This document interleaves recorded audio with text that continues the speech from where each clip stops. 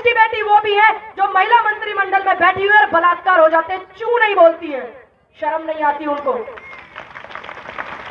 बेशर्मी का चोला इस कदर पहन करके बैठी है। एक देश की बेटी वो है, इस अवस्था में भी यहां ये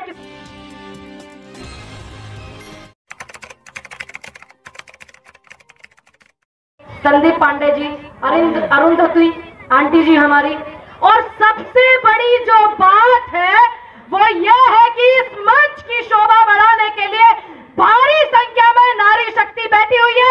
और मैं आई हूं उत्तर प्रदेश के बुलंदशहर से हाथ जोड़कर के आपको नमस्कार राम राम करती हूं। और ये मंच जब मैंने वहां से देखा तो आप सभी लोग मुझे दिख गए थे। प्रमोद भाई आप इधर आ जाइए थोड़ा, आप मुझे दिख गए थे वहीं से। तो मैं वहीं से बोल रही थी कि मैंने कहा ये लड़ाई जो है, जीत जो है इन किसानों की ही होगी, क्योंकि जिस भी लड़ाई में आहुति देती है नारी शक्ति तो वो तो पूरी होती ही होती है। देश में इतना कुछ हो रहा है वो पूरे देश को पता है, लेकिन हमें किसको बताना है? हमें और आपको जरूर पता है। हमें बताना है सरकार के उन नुमाइंदों को जो भर भरोटे करने में लगे हुए हैं सिर्फ उद्योगपतियों के। मैं यहाँ के प्रशासन से पूछना चाहती हूँ कि जिस भी भाई ने इस महिला के साथ, इस बेटी के साथ में बदसलूकी की है, सुनीता बैठी हुई है यहाँ पर, बेटी बहन हमारी छोटी, किस हैसियत से, क्या इतना गुमान हो गया आपको?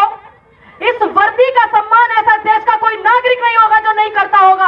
इस वर्दी का सम्मान हर बेटी करती है। तो इस वर्दी के चोले में भीतर घुस करके किस दरिंदे ने इस बेटी के साथ बदसलूकी की? आज इस समय में है किसी की इतनी औकात जिसने बदतमीजी की और वो ये कह सके खड़ा होकर के कि हाँ मैंने इस बेटी के साथ बदतमीजी की है?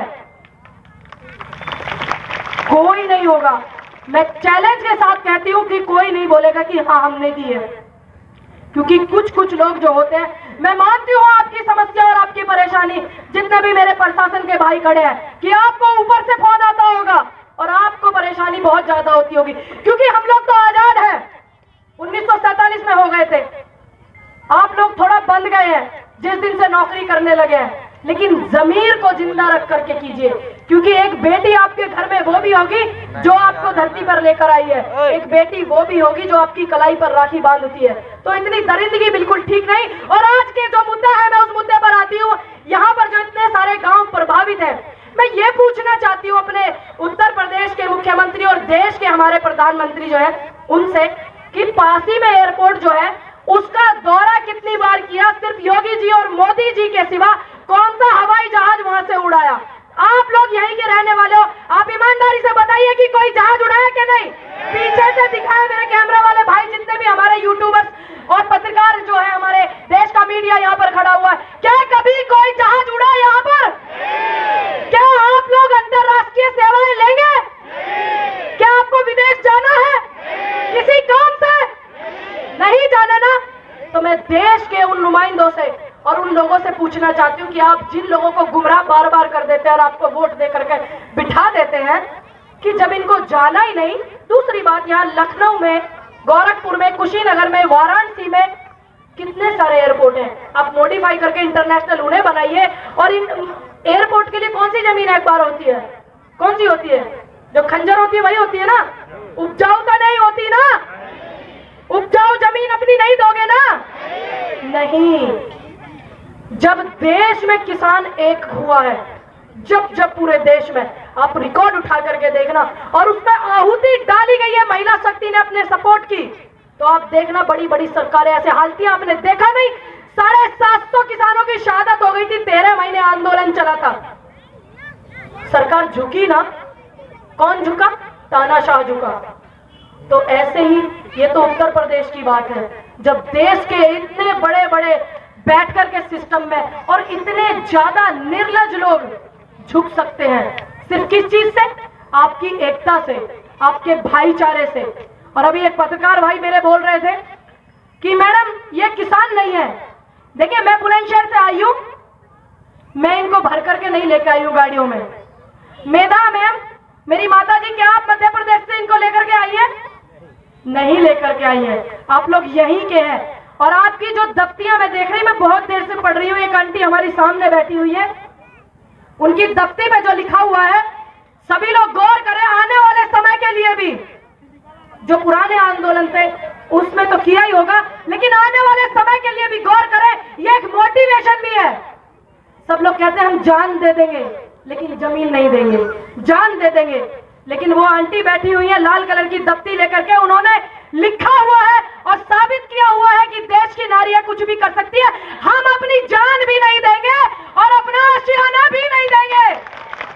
इस बात को आने वाले आंदोलनों में भी सीख मिलनी चाहिए कि एक गांव से जो महिला निकल करके कभी किसी ने लखनऊ ना देखा हो, दिल्ली ना देखा हो, वो इतनी बात को समझती है। और जितने भी देश में आंदोलन होते हैं, मेरा उन सभी से अनुरोध है कि जान देकर के कभी कुछ नहीं होता। क्योंकि जब देश के 750 किसानों की शहादत हो गई थी ना आंदोलन में, तो हमारी जो सरकार है वो कहती है हमारे पास आंकड़ा नहीं है, हमारे पास आंकड़ा नहीं है।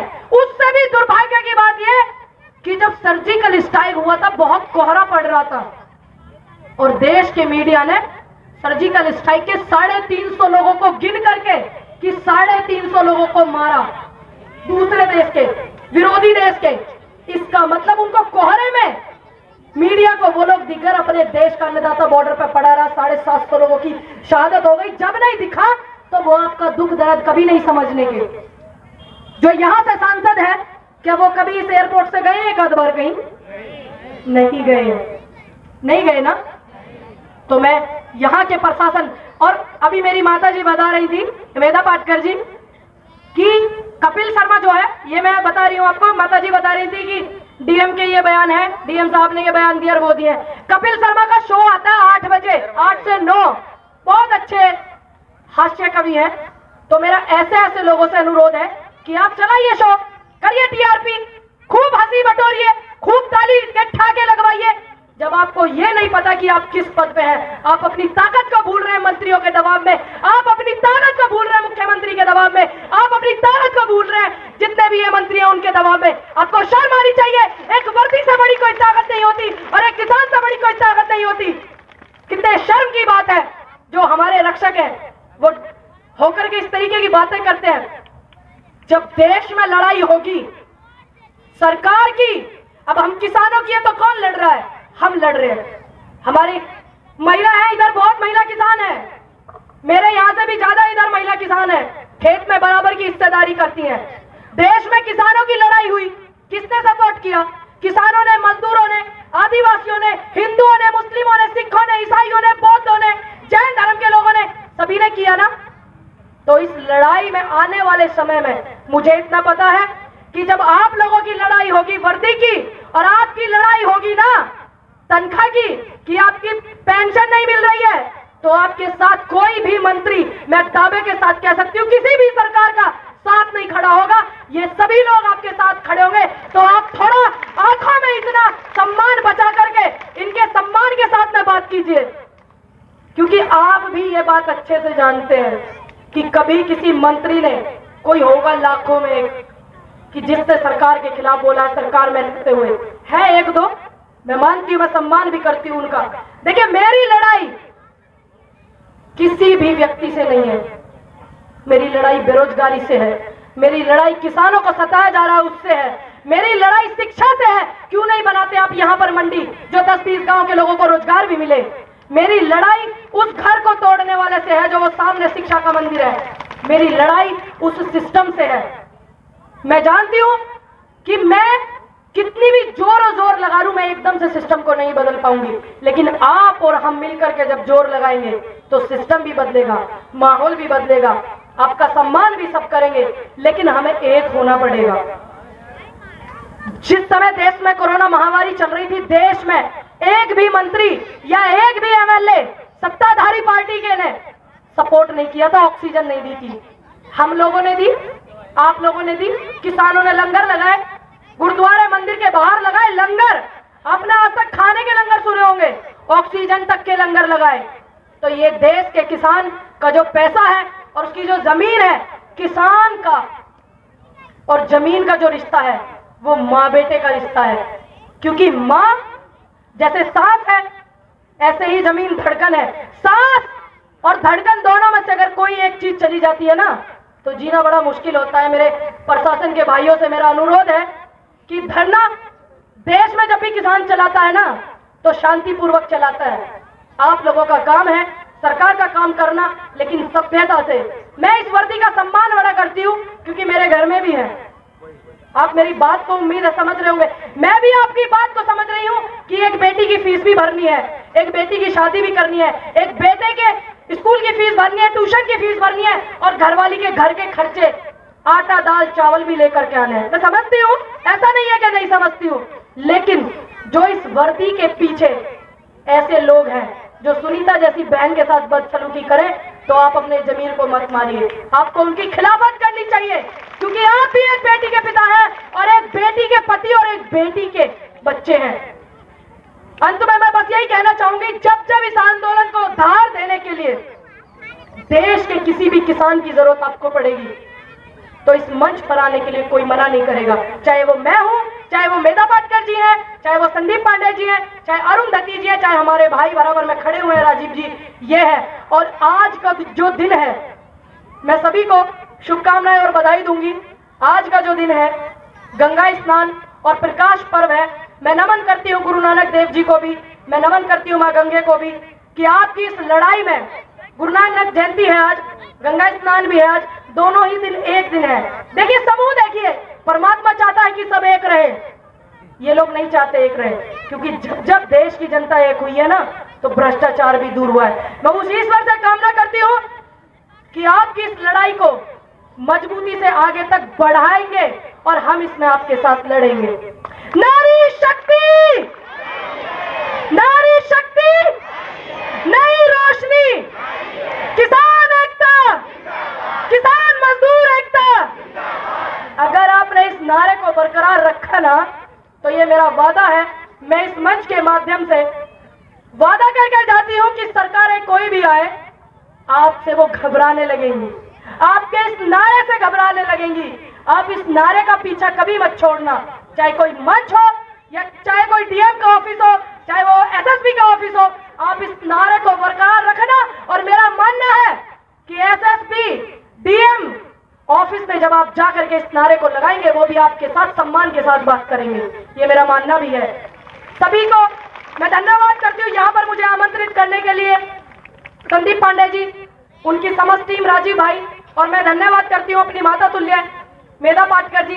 जब भी मैं उनको देखती हूँ मेरे अंदर एक जोश और ऊर्जा, उसका विकास हो जाता है, क्योंकि मैं उनको आंदोलन के समय से जानती हूँ, बहुत उन्होंने मुझे सपोर्ट किया और उस समय से मैं उनको जानती हूँ। मैंने उनका फिर बैकग्राउंड की जो वीडियो है वो देखी, तो एक ऊर्जा मिलती है। देश की बेटी एक ये भी है, एक आप बैठी है वो भी है, और देश की बेटी वो भी है जो महिला मंत्रिमंडल में बैठी हुई है और बलात्कार हो जाते हैं, चू नहीं बोलती है, शर्म नहीं आती उनको, बेशर्मी का चोला इस कदर पहन करके बैठी है।